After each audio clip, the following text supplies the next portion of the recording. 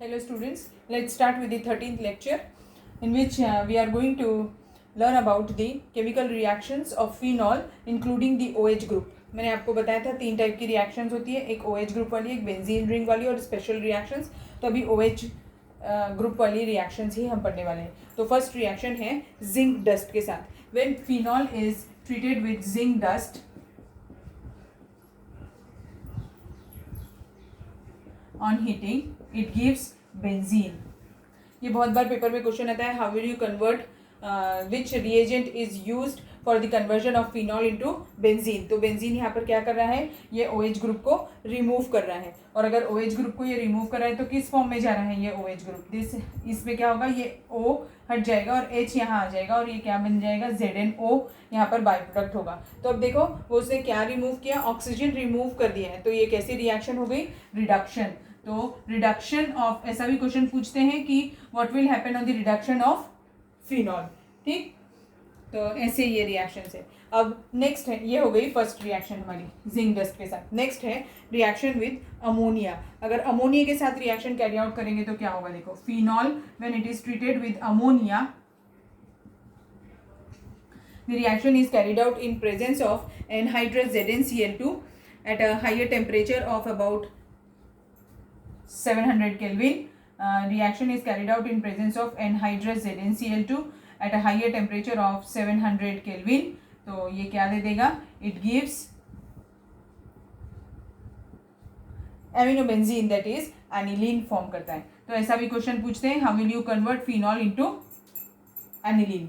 तो ये हो गया, ये मीन्स अमोनिया के साथ पे रिएक्शन कैसी होती है और इसमें बाय प्रोडक्ट क्या हो जाएगा. देखो यहाँ पर एक हाइड्रोजन कम है तो एक हाइड्रोजन, यहाँ का एक हाइड्रोजन और ये ऑक्सीजन, मीन्स बाय प्रोडक्ट क्या होगा यहाँ पर, वाटर. अब नेक्स्ट है रिएक्शन विद एसिड क्लोराइड और एसिटिक एनहाइड्राइड, यानी कि असाइलेशन. जब भी हम असाइल ग्रुप ऐड कर रहे होते हैं तो हम उस प्रोसेस को क्या बुलाते हैं, असाइलेशन रिएक्शन बुलाते हैं. अब ये रिएक्शन कैसी होगी, इस रिएक्शन में फिनॉल का रिएक्शन करवा रहे हैं हम. Phenol is treated with acylation के लिए जो असाइलेटिंग एजेंट होते हैं वो 2 टाइप के होते हैं. एक होता है एसिटिल क्लोराइड और एक होता है एसिटिक एनहाइड्राइड. ये दोनों ही हम एज अ एसिटाइलेटिंग एजेंट यूज कर सकते हैं. आपको याद होगा, आपने ये फ्रीडल क्राफ्ट असाइलेशन रिएक्शन पढ़ी थी, तो उसमें असाइल ग्रुप रहता था. तो असाइल ग्रुप के लिए असाइलेशन रिएक्शन कैरी आउट करने के लिए हम वहाँ पर भी यही दोनों में से कोई भी रिएजेंट यूज कर सकते हैं.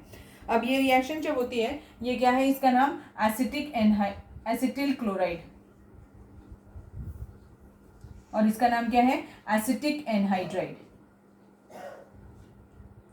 तो अगर इसके साथ जब रिएक्शन होगी तो क्या होगा, यहाँ पर बाई प्रोडक्ट क्या हो जाएगा, HCl बाई प्रोडक्ट हो जाएगा. हम देखो ये वाली रिएक्शंस कर रहे हैं, यानी बेंजीन रिंग के ऊपर वाले, बेंजीन रिंग के ऊपर जो OH ग्रुप लगा हुआ है उसकी रिएक्शंस कैरी आउट कर रहे हैं, इसीलिए बेंजीन रिंग हो गया.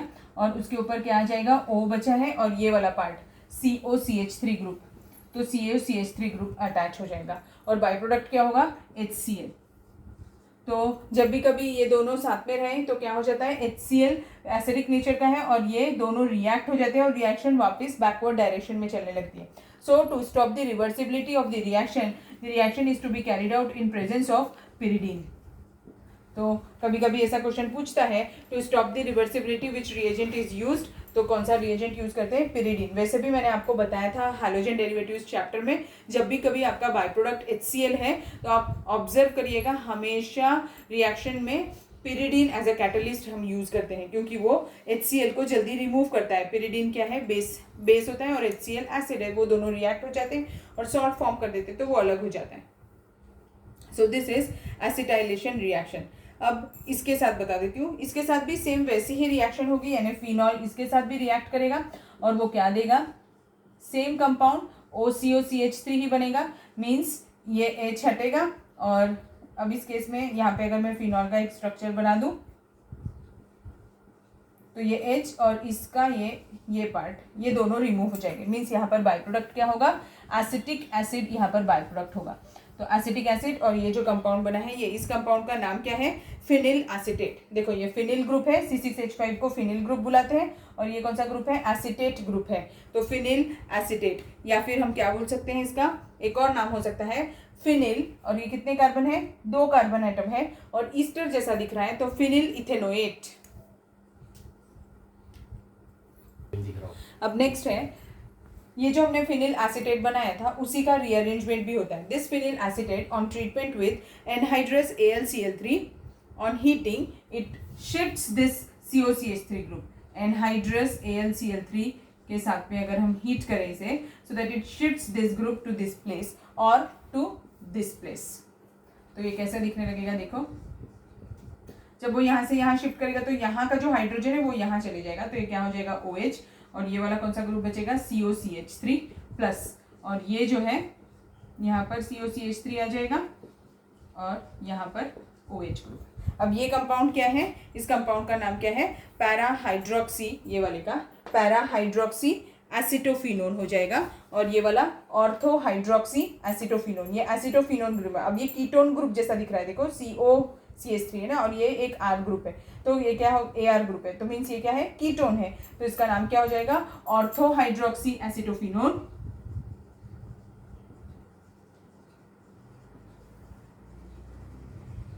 और ये वाला पैरा हाइड्रोक्सी एसिटोफिनोन। ठीक, समझा आपको ये क्या है। और ये जो है, ये क्या किया हमने, रीअरेंजमेंट किया, किसका, फिनिल एसीटेट का। फिनिल एसीटेट का अगर हम रीअरेंजमेंट करते हैं, ये सबसे पहले जिस साइंटिस्ट ने किया था उनका नाम था फ्राइज, इसीलिए इस रिएक्शन का नाम क्या है, फ्राइज रीअरेंजमेंट है। रिएक्शन का नाम क्या है, फ्राइज रीअरेंजमेंट, याद रखना है ये, ठीक है।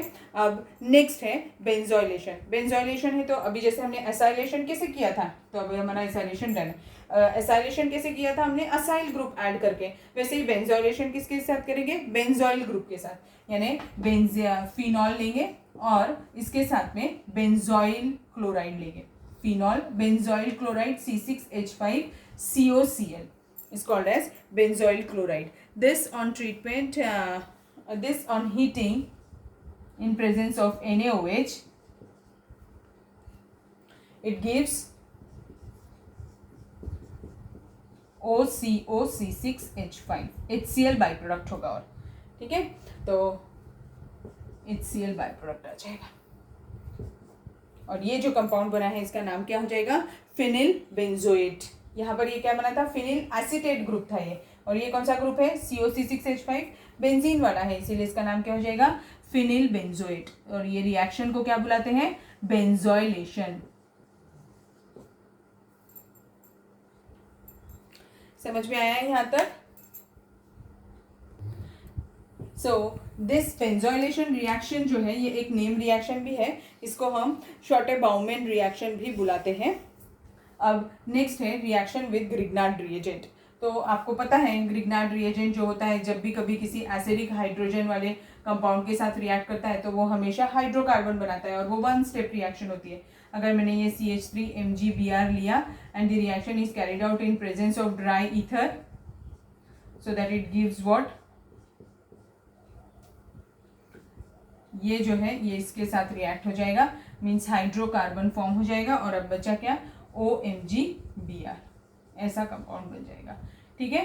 तो जब भी कभी एसिडिक हाइड्रोजन प्रेजेंट होता है, तो जब ग्रिग्नार्ड रिएजेंट के साथ रिएक्शन होती है तो हमेशा ही हाइड्रोकार्बन फॉर्म होता है वो, ठीक।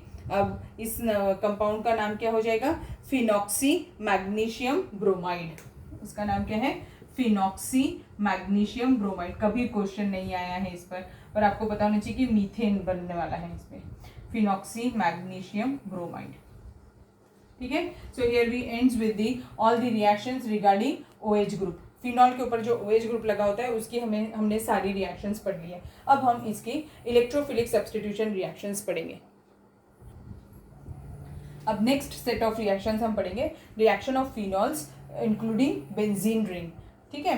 तो ये रिएक्शंस को हम क्या बुलाते हैं, इलेक्ट्रोफिलिक सब्स्टिट्यूशन रिएक्शंस बुलाते हैं। इलेक्ट्रोफिलिक सब्स्टिट्यूशन रिएक्शंस का मतलब क्या होता है, ऐसी रिएक्शंस जिसमें इलेक्ट्रोफाइल अटैक करने वाला है। तो मीन्स इलेक्ट्रोफाइल्स यानी क्या होते हैं, पॉजिटिवली चार्ज्ड स्पीशीज को हम इलेक्ट्रोफाइल्स बुलाते हैं। तो जब एक पॉजिटिवली चार्ज्ड स्पीशीज दूसरे पॉजिटिवली चार्ज्ड स्पीशीज से हम सब्स्टिट्यूट करते हैं तो उसे हम क्या बुलाते हैं, इलेक्ट्रोफिलिक सब्स्टिट्यूशन रिएक्शन बुलाते हैं। अब देखिए इलेक्ट्रोफाइल्स के ऊपर कौन सा चार्ज होता है, अभी बताया मैंने आपको कौन सा चार्ज होता है इनके ऊपर, पॉजिटिव चार्ज होता है। ये है फिनॉल। मैंने आपको इसका रेजोनेटिंग स्ट्रक्चर बताए थे। तो जो फिनॉल है इसमें ये जो ऑक्सीजन है इसके पास में इलेक्ट्रॉन पेयर है।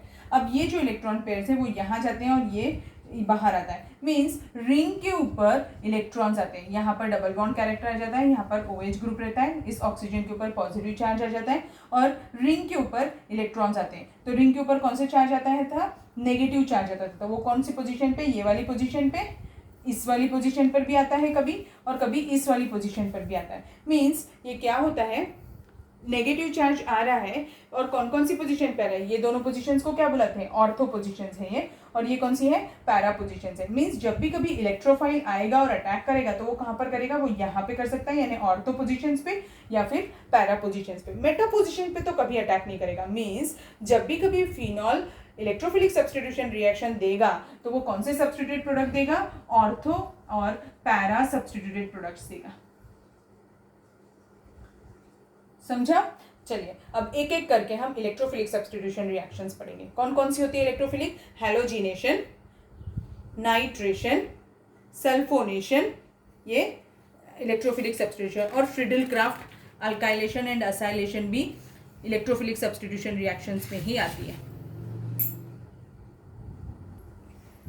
अब इलेक्ट्रोफिलिक सब्स्टिट्यूशन रिएक्शन में हम सबसे पहला रिएक्शन पढ़ेंगे ब्रोमिनेशन। अब ब्रोमिनेशन जब कैरी आउट करते हैं तो हमें उसमें ब्रोमीन वाटर यूज़ करना होता है। तो अगर मैंने ये फिनॉल ले लिया, अगर इसका रिएक्शन मैंने ब्रोमीन के साथ कराया, और अब ये दो मीडियम में हो सकती है, एक वाटर मीडियम में यानी कि एक्वस मीडियम में और एक नॉन एक्वस मीडियम में। नॉन एक्वस मीडियम जो ले रहे हैं वो लेस पोलर है। तो अभी क्या होता है, जब अगर मैंने इसे एक्वस मीडियम में ले लिया यानी कि वाटर में ब्रोमीन वाटर लिया है तो क्या होगा, अब यहाँ पर जब जैसे ही हमने वाटर लिया तो आयनाइजेशन होने लगेगा। किसका? फिनॉल का आयनाइजेशन होगा। फिनॉल का अगर आयनाइजेशन होगा तो वो बहुत सारे इलेक्ट्रॉन्स, आयनाइजेशन जैसे होगा तो बहुत सारे इलेक्ट्रॉन्स रिंग पर आएंगे। अगर जैसे ही हमने वाटर मीडियम लिया है तो आयनाइजेशन ज़्यादा हो रहा है, इसीलिए सब्स्टिट्यूशन भी ज़्यादा होगा। अगर सब्स्टिट्यूशन ज़्यादा होगा तो कौन कौन सी पोजीशन पे हो जाएगा? सभी पोजीशंस पे हो जाएगा जहाँ जहाँ पर नेगेटिव चार्ज आएगा, तो ये सभी जगह पर हो जाएगा। आपको याद होगा हम जब भी हैलोजिनेशन कैरी आउट करते थे तो हम उसका रिएक्शन FeBr3 वगैरह एनहाइड्रस FeBr3 यानी लेविस एसिड लेते थे, तभी हम हैलोजिनेशन कैरी आउट करते। बट फिनॉल में कोई ज़रूरत नहीं होती है किसी लेविस एसिड की लेने की, हम डायरेक्ट भी रिएक्शन कर सकते हैं। अगर मैंने एक्वस मीडियम लिया है तो आयनाइजेशन ज़्यादा है, इसीलिए सब्स्टिट्यूशन भी ज़्यादा है। और ये जो कंपाउंड बन रहा है इसका नाम क्या हो जाएगा? 2,4,1, देखो ये 1 2 3 4 5 6, तो 2,4,6 ट्राई ब्रोमोफिनॉल। और ये वाइट कलर का पीपीटी होता है, प्रेसिपिटेट। ठीक है। और अगर मैंने नॉन एक्वस सॉल्वेंट लिया यानी कि मैंने फिनॉल का रिएक्शन CH2 के प्रेजेंस में कैरी आउट किया, ब्रोमिनेशन तो कर रही हूँ, Br2 के साथ में रिएक्शन तो हो रही है, बट इन CH2 यानी नॉन एक्वस सॉल्वेंट लिया है। नॉन एक्वस सॉल्वेंट CH2 भी हो सकता है, हम क्लोरोफॉर्म भी ले सकते हैं, ये भी नॉन एक्वस सॉल्वेंट पे ही आता है। तो अगर इसके प्रेजेंस में हम कैरी आउट करेंगे तो क्या होगा? आयनाइजेशन अब कम होगा क्योंकि हमारा नॉन एक्वस सॉल्वेंट है। अगर आयनाइजेशन कम होगा तो सब्स्टिट्यूशन भी कम होगा। तो ये क्या देगा? ऑर्थो और पैरा डेरिवेटिव देगा। तो ortho bromophenol plus para bromophenol form होगा।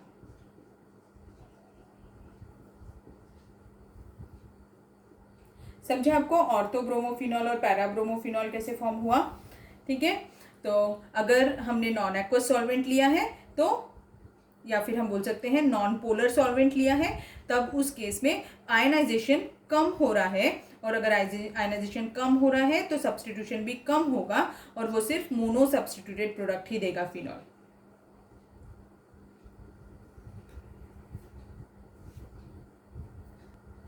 जब कभी ऑर्थो और पैरा सब्स्टिट्यूटेड प्रोडक्ट बनेगा ना बेटा, तो पैरा जो प्रोडक्ट है वो मेजर प्रोडक्ट होगा। अब क्यों होता है? क्योंकि सिमेट्रिकल स्ट्रक्चर होता है, इसीलिए ये मेजर प्रोडक्ट होता है, और जो ऑर्थो होता है वो माइनर प्रोडक्ट होगा।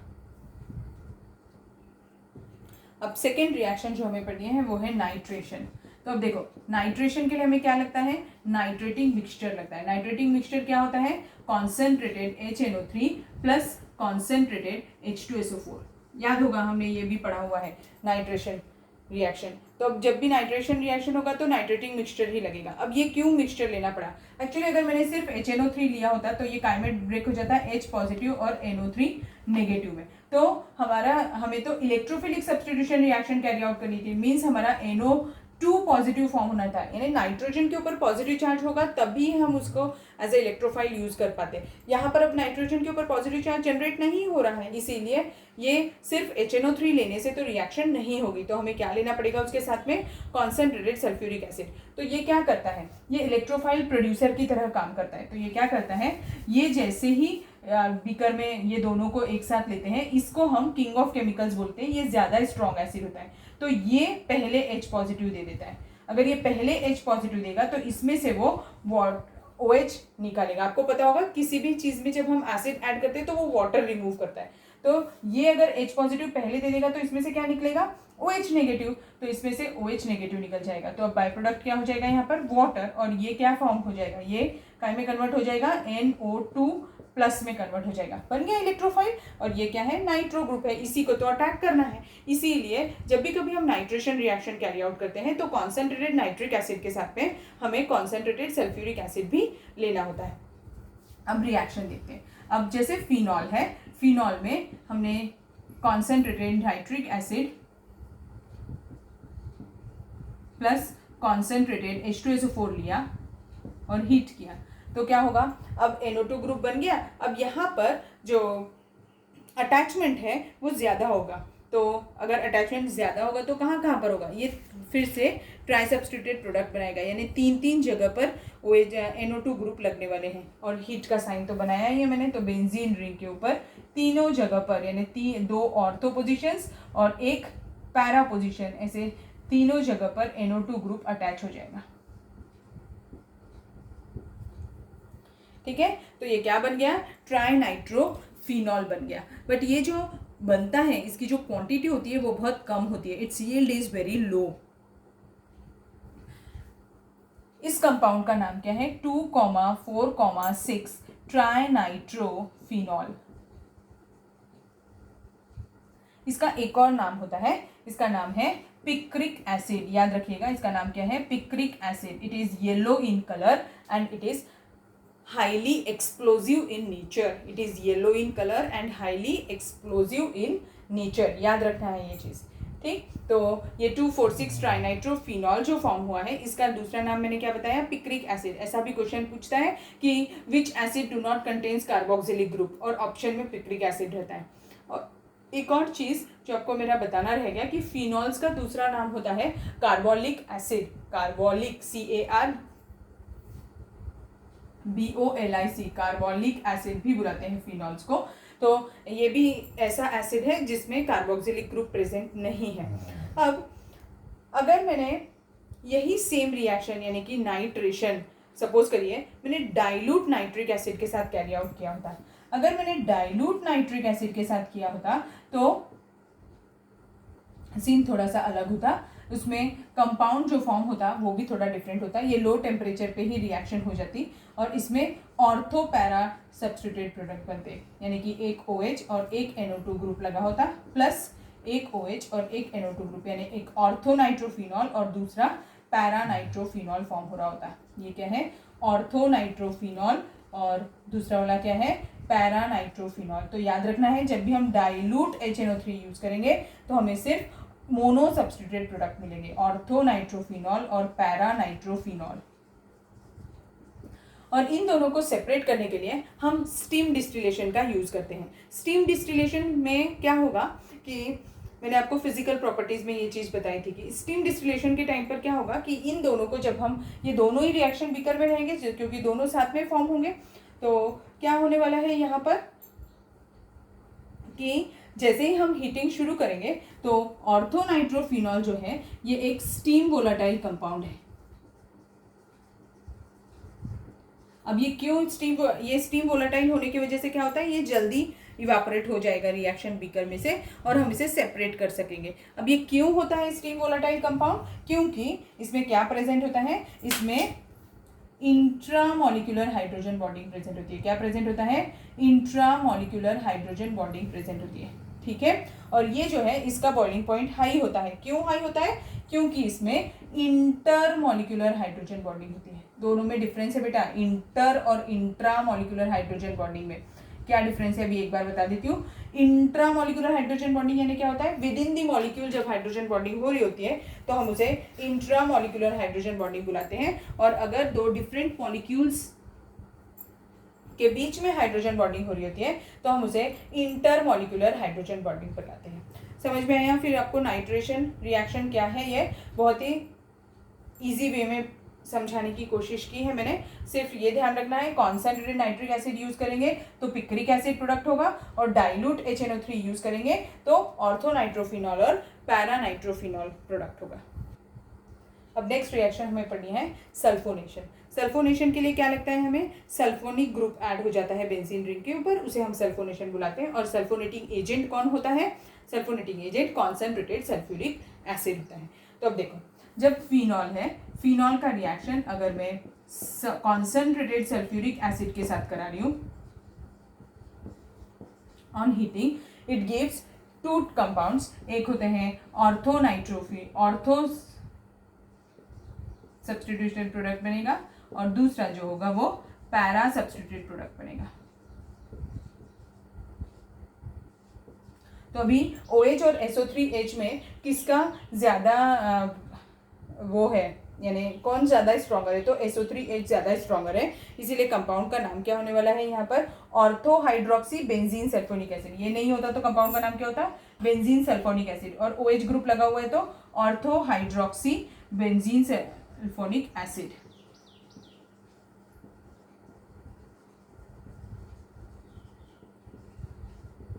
और ये para hydroxy benzene sulphonic acid है। ठीक है, ऐसे दो प्रोडक्ट्स बनते हैं। अब जो मैंने आपको पिक्रिक एसिड बताया था ना बेटा, ये उसका यील्ड बताया था मैंने, बहुत कम मिलता है, उसकी क्वांटिटी बहुत कम प्रोड्यूस होती है उस रिएक्शन में। तो अगर हमें ज़्यादा चाहिए तो पहले उसका सल्फोनेशन कैरी आउट करो। अब ये हमें मिक्सचर मिल गया, इन दोनों का रिएक्शन अब आप कॉन्सेंट्रेटेड नाइट्रिक एसिड के साथ कराओ तो क्या बन जाएगा? पिक्रिक एसिड बन जाएगा। इस मेथड से भी हम पिक्रिक एसिड बना सकते हैं और इसमें यील्ड भी बहुत ज़्यादा होती है।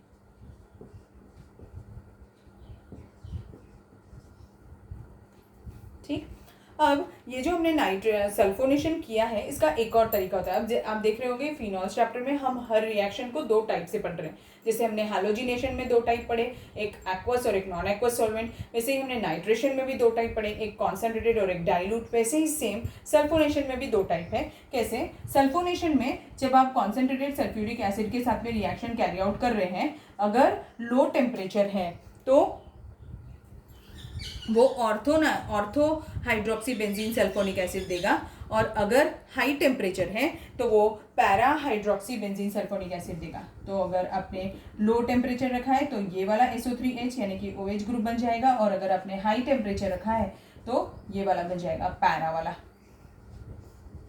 ठीक है, तो ये लो टेम्परेचर पे और वो हाई टेम्परेचर पे। समझा आपको? फिर सल्फोनेशन कैसा है? तो सल्फोनेशन में भी मैंने आपको दो टाइप बताए, एक लो कंडीशन रहा तो ऑर्थो प्रोडक्ट बनेगा, और अगर हाई टेम्परेचर रहा तो पैरा प्रोडक्ट बनेगा। ठीक, अब लास्ट रिएक्शन देख लेते हैं हम, अल्काइलेशन। अल्काइलेशन रिएक्शंस को हम फ्रिडल-क्राफ्ट अल्काइलेशन भी बुलाते हैं। Now the last reaction of today's class, that is Friedel-craft alkylation. Friedel-craft alkylation में क्या करते हैं? फिनॉल है, इसका हमें अल्काइल ग्रुप के साथ में रिएक्शन कर, हमें अल्काइल ग्रुप सब्स्टिट्यूट करना है बेंजीन रिंग के ऊपर, इसीलिए हम इस रिएक्शन का नाम अल्काइलेशन बोलते हैं। तो when phenol is treated with CH3Cl, अगर CH3Cl के साथ में, इसका मैकेनिज्म हम पढ़ चुके हैं। इस reaction takes place in presence of what? Anhydrous AlCl3। On heating it gives what? That is cresol देगा, ऑर्थोक्रेसॉल और पैराक्रेसॉल। याद होगा, अभी हमने थोड़ी देर पहले एसिडिक कैरेक्टर के टाइम पे नेक्स्ट इससे पहले वाले वीडियो में पढ़ा था। ठीक है, तो ये क्या है? ऑर्थोक्रेसॉल, और ये क्या है? पैराक्रेसॉल, या फिर हम इसको और क्या बुलाते हैं? ऑर्थोमिथिल फिनॉल और पैरामिथिल फिनॉल। अब ये रिएक्शन में एनहाइड्रस AlCl3 जो है वो लेविस एसिड की तरह एक्ट कर रहा है। वो एक इलेक्ट्रोफाइल प्रोड्यूसर के लिए यूज़ कर रहे हैं हम उसे, तो कैसा होता है CH3Cl है। इसका रिएक्शन जब हम एनहाइड्रस AlCl3 के साथ कराते हैं, ये एक इलेक्ट्रॉन डेफिशिएंट कंपाउंड है, तो ये क्या करता है, ये Cl को एब्स्ट्रैक्ट कर लेता है विद इलेक्ट्रॉन पेयर, तो ये क्या बना देता है AlCl4 माइनस, प्लस क्या जनरेट हो जाता है CH3 प्लस, ये जनरेट हो जाता है और वो हमारे फिनॉल के ऊपर अटैक करता है। समझा? ये बहुत ही इजी है। ये रिएक्शंस, ये वाली जो फ्रीडल-क्राफ्ट अल्काइलेशन रिएक्शन है, ये हमने हालोजन डेरिवेटिव्स में पढ़ी थी, और इसमें कोई दो टाइप नहीं है। जैसे हमने ये पहले की 3 रिएक्शंस पे अलग अलग टाइप्स पढ़े, ऐसा कोई टाइप नहीं होता फ्रीडल-क्राफ्ट अल्काइलेशन के लिए। ठीक है, आज के लिए इतना ही काफ़ी है। Okay, thank you.